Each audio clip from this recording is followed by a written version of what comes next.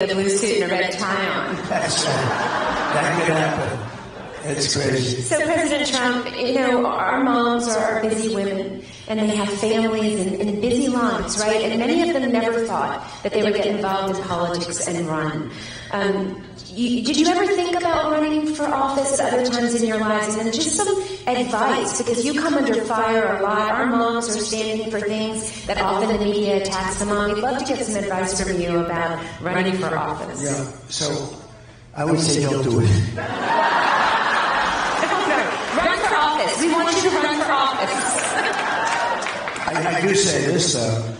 It is nastier to run as a Republican than it is. Now, I'm the ultimate, they suffer from a thing called TDS. Do you know what that is? TDS, it's a horrible, horrible terminal disease. It destroys the mind. It destroys the mind before the body, but the body eventually goes. TDS is Trump derangement syndrome. They have it at levels.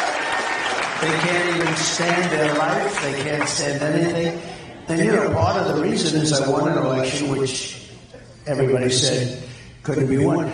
Couldn't be won for a lot of reasons. Number one, he had never done it before. It's not that easy to be a politician. And you have to have something. And we won. And we really did a great job. We rebuilt the military. We gave the largest tax cuts ever, the largest regulation cuts. In terms of health, we did something that was amazing. We had right to try. We have the greatest scientists in the world, greatest doctors in the world, greatest laboratories in the world, better than anybody else, much better than China. China's very good, but much better. Acknowledged. And we have things to fight off diseases that will not be approved for another 5 or 6 years, that people that are very sick, terminally ill, should be able to use, but there was no mechanism for doing it. And I got everybody into a room.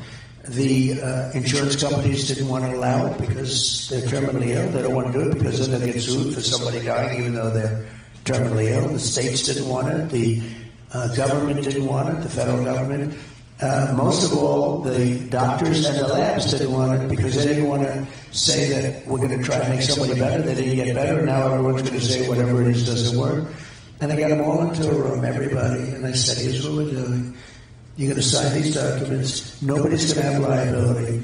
If somebody wants to come, because, they fly to Asia, they fly to Europe, most of them didn't have money, they'd go home and they'd die. It was a hopeless situation. But if they had money, they'd go to Asia, they'd go to Europe. We have much better technology.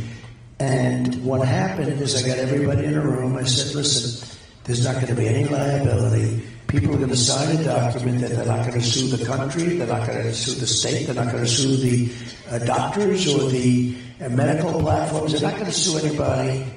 They just want the drug. And we have saved thousands and thousands of lives. It's amazing. It actually worked out differently. The drug companies now are liking it to a certain extent because it's the ultimate test. Somebody's terminally ill, and all of a sudden they get better, and it's happening with thousands. And I got that done. They've been trying for 60 years to get it done, and we got it done. They don't have to fly away.